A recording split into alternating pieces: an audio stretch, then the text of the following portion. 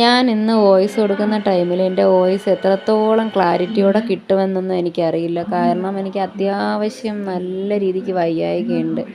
ഒന്നാമത്തെ കാര്യം നടുവേദനയും കാര്യവും, അതുപോലെ അതിൻ്റെ കൂടെ പീരീഡ്സിൻ്റെ ബുദ്ധിമുട്ടും വേദനയും എല്ലാം കൂടി ആയിട്ട് അത്യാവശ്യം നല്ല ബുദ്ധിമുട്ടുണ്ട് ഞാൻ ഈ വോയിസ് കൊടുക്കുന്ന ടൈമിൽ. അപ്പോൾ ഞാൻ ഇന്ന് വീഡിയോ ഇടണ്ടാന്ന് വെച്ച് കഴിഞ്ഞാൽ, ഒരു ഡേ വീഡിയോ ഇടാതെ ഇരുന്ന് കഴിഞ്ഞാൽ എന്തോ പോലെ അങ്ങനെയാണ് ഞാൻ വീഡിയോ ഇടുന്നത്.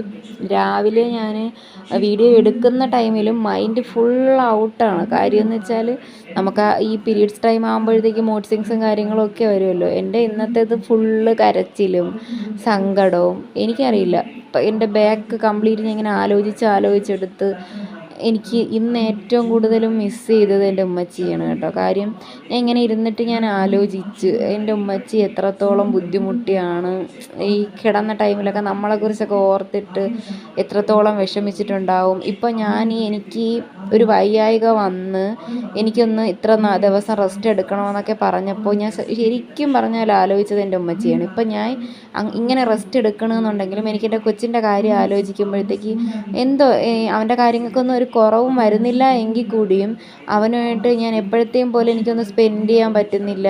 അങ്ങനെ ഇങ്ങനെയൊക്കെ ആലോചിക്കുമ്പോൾ ഞാൻ എൻ്റെ ഉമ്മച്ചി എത്രത്തോളം വേദന അനുഭവിച്ചിട്ടുണ്ടാവും നമ്മളെ വിട്ടു പോണ സമയത്ത്.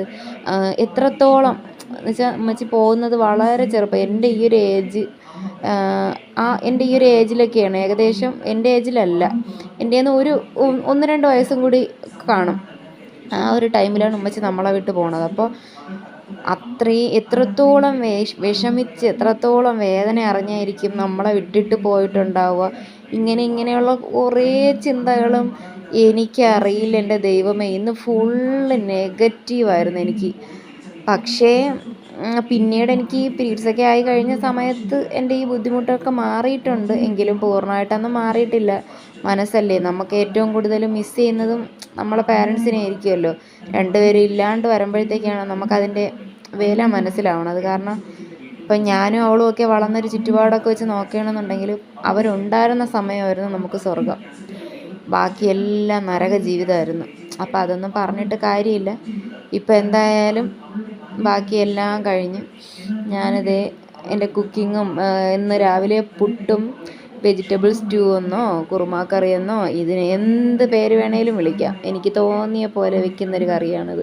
അങ്ങനെ ഇതാണ് ഞാൻ ആദ്യക്കുട്ടന് കൊടുത്ത് വിടുന്നത്. ആദ്യക്കുട്ടനുള്ളതൊക്കെ എടുത്ത് അത് ആദ്യക്കുട്ടനും പോവാനായിട്ട് ഇറങ്ങി നിന്ന് ടാറ്റയൊക്കെ പറയുന്നുണ്ട്. അനീഷണ്ണ ഇവിടെ നിന്ന് വണ്ടി കൊണ്ട് മേളിൽ കയറാൻ വേണ്ടിയാണ് ആദ്യം വെയിറ്റ് ചെയ്ത് നിന്നത്. അങ്ങനെ എൻ്റെ ചാനൽ ആദ്യമായിട്ടാണ് കാണുന്നുണ്ടെങ്കിൽ ഒന്ന് സബ്സ്ക്രൈബ് ചെയ്ത് സപ്പോർട്ട് ചെയ്തോളൂ.